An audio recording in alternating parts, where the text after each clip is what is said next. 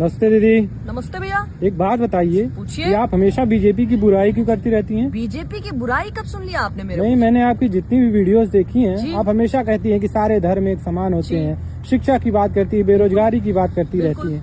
क्या आपने ठेका ले रखा है इन सब चीजों का? नहीं भैया, मैंने ठेका नहीं ले रखा है, लेकिन इस देश के नागरिक होने के नाते इन सभी चीजों पर सवाल पूछना मेरा अधिकार है। और इन चीजों से आप मुझे ये जज कर रहे हैं कि मैं एंटी बीजेपी हूँ, मेरी बातें बीजेपी के खिलाफ होती हैं, तो इससे मुझे ये समझ में आ रहा है कि हमारा समाज कितना सड़ गया है।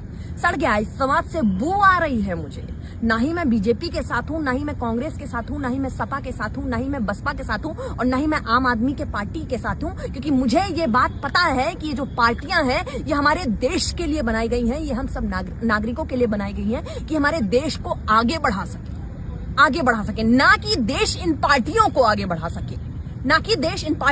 बढ़ा सके, देश में ये पार्टियां आगे बढ़ रही हैं, देश आगे नहीं बढ़ रहा है, देश विश्वगुरु नहीं बन रहा है। हम लोग क्या करते हैं पता है? हम लोगों में इतना ज्यादा बेवकूफी आ चुकी है, इतनी ज्यादा अनपढ़गिरी आ चुकी है हम लोगों में, कि हम लोग किसी भी बड़े पार्टी के बड़े नेता को देखते हैं ना, तो उससे सवाल नहीं पूछते हैं कि देश में बेरोजगारी क्यों है, देश में इतनी भुखमरी क्यों है, देश में शिक्षा का हाल क्या है, देश में चिकित्सा का हाल क्या है, नहीं पूछते हैं। हम जाते हैं नेता के साथ, 4 तस्वीरें हो जाए किसी प्रकार से, नेताजी हमारी तस्वीरें खिंचा लीजिए हमारे साथ में, उसके बाद उसको भौकाल से अपने इंस्टाग्राम, फेसबुक और ना जाने कितने सोशल मीडिया हैंडल्स पे अपलोड करते हैं कि आज नेताजी के साथ मुलाकात हुई, उनसे देश हित में चर्चा हुई। अरे अनपढ़ों, गंवारों, जाहिलियत की हदें पार करने वालों, देश किस कगार पे है जरा देखो।